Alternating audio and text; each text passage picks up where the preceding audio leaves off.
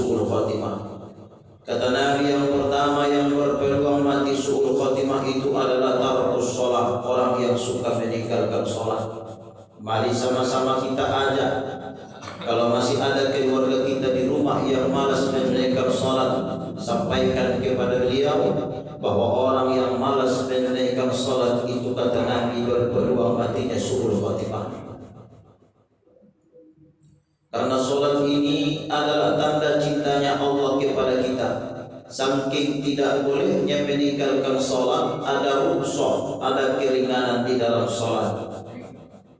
Saking tidak bolehnya kita meninggalkan sholat, ada keringanan-keringanan. Contohnya 4 rakaat bisa disingkat menjadi 2 rakaat. Pada saat tertentu si 2 waktu bisa disingkat menjadi 1 waktu. Asar boleh dikerjakan di waktu zuhur, maghrib boleh dikerjakan di waktu isya. Ini semua keringanan agar kita tidak punya alasan untuk meninggalkan sholat. Bapak Ibu yang dirahmati Allah, yang kedua, orang yang berpeluang mati su'ul khatimah itu, kata Nabi, uququl walidain, durhaka kepada kedua orang tua. Seberapa banyak pun amal ibadah yang kita kerjakan, sebanyak apapun sholat yang kita tunaikan, kalau kita durhaka kepada orang tua, itu berpeluang mati su'ul khatimah. Amal yang banyak tidak berguna bagi mereka yang durhaka kepada kedua orang tuanya.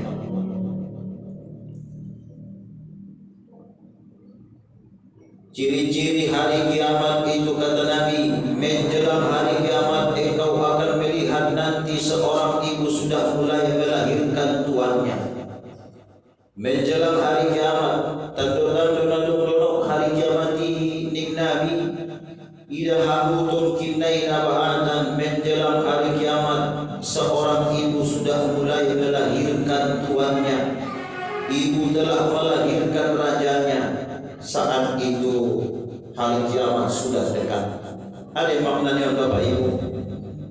Seorang ibu melahirkan tuannya, nungi lahir konia anak niai, magodang madanakon danakon do mamangatur umaknai.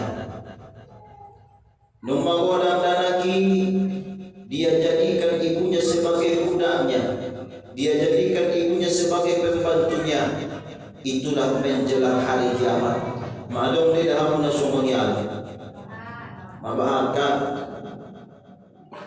anak di zaman sekarang tidak segan-segan lagi dia memerintahkan ibunya.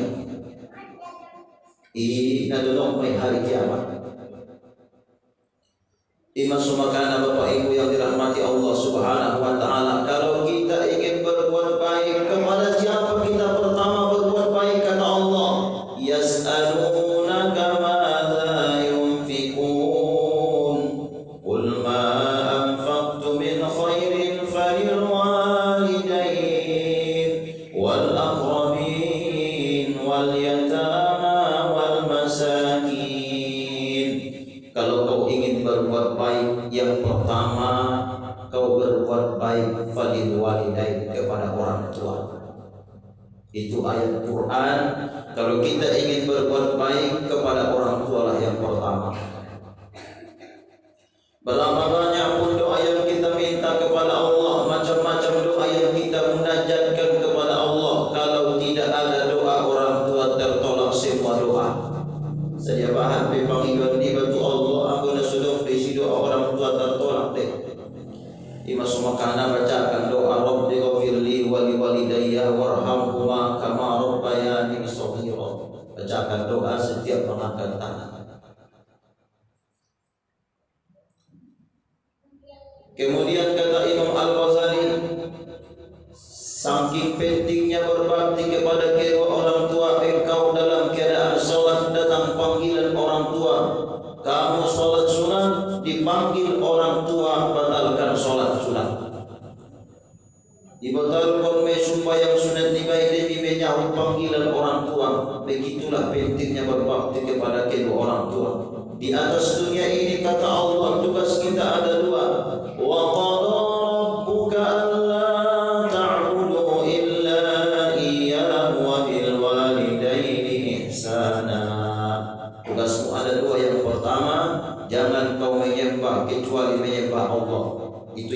akhirah. Yang kedua, kamu punya tugas di atas dunia. Wa bil walidaini ihsana, berbuat baiklah kepada kedua orang tua, berbaktilah kepada ibu bapa. Sementara ulangi kaji boleh on kamu pernah jori nang adong sahabat Nabi bernama Alqamah. Alqamah pun nadon kon Nabi. Dunia Nabi di sisi Alqamah, ke Nabi marporang di sisi Alqamah, ke Nabi itu pasar di sisi Alqamah. Sangat tu dia Nabi di sisi Alqamah. Sinadanok namai Alqamah untuk Rasulullah. Tapi sekalipun dia dekat dengan Nabi, detik-detik wafatnya Alqamah tidak mampu dia mengucapkan kalimat La ilaha illallah. Maitalkin kon bilal birrobah malum dua jom ditalkin kon bilal birrobah. Hai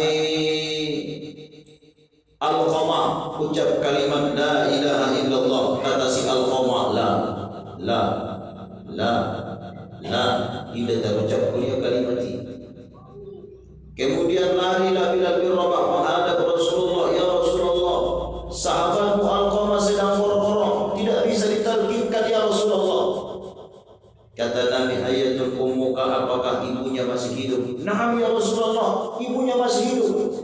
Pertemukan aku dengan ibu Alqamah. Ipasuhun manabi dan umat misi Alqamah. Setelah berjumpa, apa kata Nabi? Bu, apa dosa si Alqamah kepada ibu sehingga dia tidak bisa ditalkinkan? Anak ibu saat ini sedang borok-borok. Apa dosa dia kepada ibu sehingga dia tidak bisa ditalkinkan? Kata ibu Alqamah, ya Rasulullah, anak saya Alqamah anak yang taat kepada Allah. Dia ahli ibadah, setiap malam sholat tahajud, sekali sepekan khotam Quran. Dia ahli masjid, sholat berjamaah di masjid. Dia ahli ibadah, tapi aku benci kepadanya ya Rasulullah. Apa yang terjadi bu? Tolong terus terang, anak ibu sedang borok-borok. Kata ibu Alqamah, ya Rasulullah, anak saya itu memang anak yang taat, tapi aku benci kepadanya karena dia lebih mengutamakan istrinya dibandingkan aku ibu kandungnya. Setiap hari dia manja istrinya, setiap hari dia cari kesenangan istrinya, dia muliakan, dia bahagiakan istrinya, tapi aku ibu kandungnya dia telantarkan ya Rasulullah. Aku benci kepada anakku Alqamah. Pernah ya Rasulullah saru-saru hitam Jumadan dulu ya Rasulullah menginjami pengaku lagi si Alqamah. Wa menginjam juli pengmi juli kut perubat dia wa. Apa kata si Alqamah? Sebentar bu, saya tanya istri saya. Aku tersinggung ucapannya ya Rasulullah. Ternyata selama ini dia lebih mengutamakan istrinya dibandingkan aku ibu kandungnya. Kemudian marahlah Rasulullah SAW. Dia katakan kepada Bilal bin Rabah, hai Bilal, kumpulkan kayu bakar, kita bakar jasad si Alqamah yang sedang borok-borok. Dibakar makna borok-borok ini. Kemudian menjelitlah ibunya, jangan lakukan ya Rasulullah, jangan bakar ke anakku Alqamah. Mulai hari ini kumaafkan kesalahan anakku Alqamah. Setelah ada ucapan maaf dari lisan ibu Alqamah, kemudian barulah bisa ditalkinkan untuk mengucap La ilaha illallah. Ini menandakan bahwa orang yang durhaka kepada orang tua matinya su'ul khatimah. Oleh sebab itu Bapak Ibu yang dimuliakan Allah Subhanahu wa taala, mari sama-sama kita muliakan, bahagiakan kedua orang tua kita. Kalau kita ingin bersedekah yang paling baik, pertama kepada orang tua. Ada orang nongkrong di pengajian ini. Nah jauh ibu waktu pesantren ini bang, marwasiat marnasihat makuruni baik ma. Nanti kalau kamu sudah sukses dapat gaji sekali sebulan, setiap gajian 20% dari gajimu berikan kepada orang tua. Oleh sejuta gaji ini pak, 20% 200.000 bagi orang tua ini pak, 800.000. Ibu nama mampu nih ya minimal 10%. 100 mamang setiap gajian, setiap adong epenmu rasukimu berikan 10%. 10% pun 1.100.000, 900 di ibu, di orang tua 100.000. Demi Allah tidak akan mengurangi rezeki. Bahkan sampai-sampai dokon ulama tak lagu Qur'an ini cepat kayo mulia akan bahagiakan. Mulia akan bahagiakan. Ada yang dogo tuina ngidongatku. Setiap ada efek ni ada gilih ini belanja tu bagasnya bagian niai dia sedekahkan kepada orang tua. Nah cuma dia banyak bebek dia sedekahkan kepada orang tua. Semua apa yang dia punya dia sedekahkan. Walau efek ni tugas seorang suami kedua. Idokon Imam Al-Ghazali, ketika suami ibu memberikan uang kepada orang tuanya, ibu tidak boleh marah. Nah, tanda lagi ibu lamar sido ke suaminya itu umat nahi. Kuyak tuan yang berui. Sunatullah kuyak tuan istri lamar sido ke suami itu umat niat tuayak niat. Karena suami itu punya dua tanggung jawab. Yang pertama tanggung jawabnya kepada keluarganya, anak dan istrinya. Yang kedua dia punya tanggung jawab kepada orang tuanya. Bahagia lagi kalau marsido kasona umat, marsido ke auto umatku. Nah tola koyak koni parmen tuami. Asalkan saya sudah memberikan belanja kepada keluarga. Bapak Ibu yang dirahmati Allah, jadi kalau kita ingin mendapat keberkahan dalam hidup ini, muliakan, bahagiakan. Muliakan, bahagiakan. Bagaimana cara memuliakan, membahagiakan orang tua? Pertama itu doa. Kata Rasulullah SAW, salah satu yang dapat mempersempit rezeki seseorang. Kenapa seseorang itu sempit rezekinya, sempit hidupnya? Kata Rasulullah, tarkud doa lil abawain, karena engkau jarang mendoakan kedua orang tua. Boleh jadi sempit kehidupan kita karena kita tidak serius mendoakan kedua orang tua kita. Sekalipun dia sudah wafat, tetaplah doakan kedua orang tua.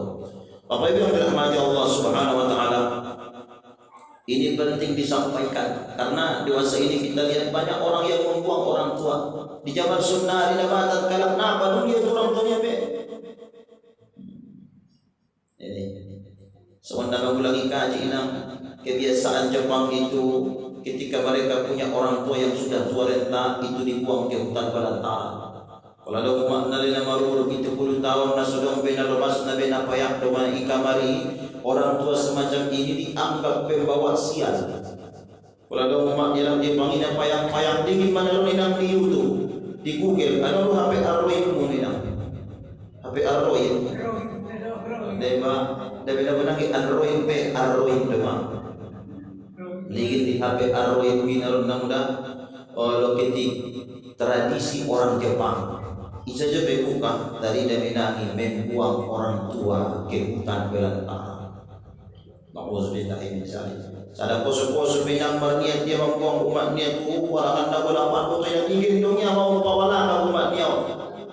Malu-malu umat niat 74 tahun. Napayang-payang dumay kamarinanong naluwas na be. Ingin dunia mabuto inang selamat tunjuk dalam 4 warangan na balapan. Apa yang dikerjakan ibunya? Mematahkan ranting daun pepohonan yang bisa digapai tangan, mengaras nasi gulung-gulung, maka rejeki umat dia selamat perjalanan ini. Setelah 3 jam berjalan kaki sampai batu hutan namun ini payangkun yang umat dia. Nungi payangkun yang umat dia, apa kalimat terakhir disampaikan anaknya? Bu, sebentar lagi saya mau pulang, jaga diri baik-baik di hutan ini. Aku pulang mau pada besok dulu. Jadi maamang ni umat nito. Along dorang butuh panggilan kuna terakhir kali na sebelum pulang ku amang bagas taat. Au to mamang nabuta do au ni umat nito mami 74 tahun. Nang ginawi na wajah mo may amang on ani para sarakan anak kandung ku do to amang. Kon piyang bolas do panggilan sebelum pulang ku amang izinkan ibu untuk meraba wajah. Indah tarina au wajah pino mak nausin ku muko amang. Mandolok mabuto inang danakon, kemudian dia sentuhlah wajah anaknya. Apa kalimat terakhir disampaikan oleh ibunya? Wahai anakku sayang, 9 bulan engkau di kandunganku nak. Engkau kulahirkan, sekarang engkau sudah dewasa. Ketahuilah wahai anakku, sampai hari ini kasih sayang ibu tidak pernah luntur sedikit pun kepadamu. Pulanglah kau ke rumah. Di sepanjang jalan tadi ibu sudah mematahkan ranting daun pepohonan. Mula mahmama selama perjalanan dan kinda makana serasi bulung-bulung maka rejokuna tulujumi tualangan nakolakon. Ikutilah daun-daun itu nak, agar engkau selamat ke rumah kita, agar engkau tidak tersesat. Aulang-ulangan doaku tua Maulak mabutuin nang dalakon 100 meter nomor dalan soya. Mana mikir kau di dalakon ya Allah. Sampai sebegitunya rupanya orang tua. Sekalipun mau dibuang masih memikirkan keselamatan anak. Marwahid malalakon tu balakan 100 meter kita, tapi Allah maknya butuin nang tangis dalakon. Iko jari mula kumaknya 100 meter dia peluk ibunya. Apa kata dia? Maafkan anakku yang tidak tahu diri ini. Maafkan saya, maafkan saya. Kemudian dia menangis, dia peluk, dia gendong ibunya. Tidak jadi dia letakkan di hutan belantara. Indah lalai banyak pun yang umatnya dia langani. Tarazum siya betul inang kasih sayangnya orang tua. Sampai-sampai mayabukon, mayapun dia langani, may tinggal pun masih memikirkan keselamatan anak. Nah hebat bisa ngadu orang tua, betul dong. Memang pasti namun orang tua seperti matahari. Sekalipun kau celah matahari jelek, matahari bodoh, dia akan tetap terbit di waktu pagi, terbenam di waktu sore. Betul loh.